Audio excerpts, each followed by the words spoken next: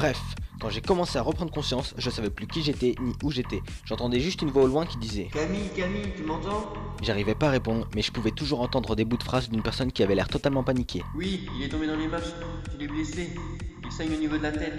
J'ai commencé à reconnaître mon coloc quand il était en train de me traîner pour aller aux urgences. Après quelques temps, on est arrivé, on s'est dirigé vers l'accueil, puis on a été s'asseoir dans la salle d'attente. Mon coloc et moi, on était grave énervés.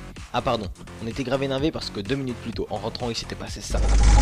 Bonjour, je vous ai eu au téléphone, mon ami s'est blessé. Bonjour. Oui, mon ami s'est blessé. Prenez un formulaire et allez vous asseoir dans la salle d'attente. Vous rigolez là? On va vous prendre en charge après avoir rempli le formulaire. Vous m'écoutez au moins? Prenez un formulaire et allez vous asseoir dans la salle d'attente. Eh mais en fait, je crois que c'est vous qui devriez vous faire soigner. On va vous prendre en charge après avoir rempli le formulaire.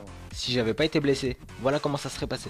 Bonjour, je vous ai eu au téléphone, mon ami s'est blessé. Bonjour. Oui, mon ami s'est blessé. Prenez un formulaire. Et maintenant, tu le remplis comment ton formulaire? Mais bon, il s'est rien passé de tout ça. Enfin si, on a pris un formulaire et on a été s'asseoir dans la salle d'attente. 2 heures plus tard, on était toujours en train d'attendre, mais je me sentais beaucoup mieux. On a décidé de rentrer. Du coup, pour sortir, on a pris l'ascenseur. L'ascenseur s'est bloqué. Je me suis dit que j'avais la poste et j'ai dit non 16 fois. Non non non non non non non non non non non non non non non. Mon coloc a appuyé sur tous les boutons, ça a rien fait. J'ai crié.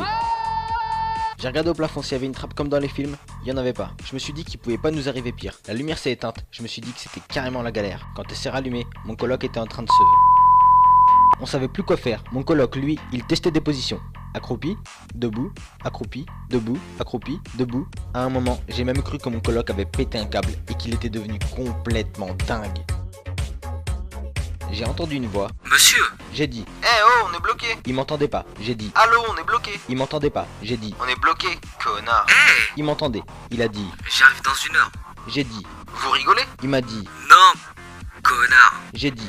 J'en parlerai à votre patron. Il a dit. Je serai là dans 3 heures. J'en parlerai pas à votre patron. Très bien, à dans 1 heure. Finalement, le réparateur nous a libérés.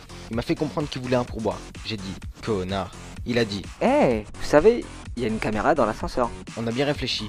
Et on lui a donné tout ce qu'on avait. Bref, j'ai passé une mauvaise soirée.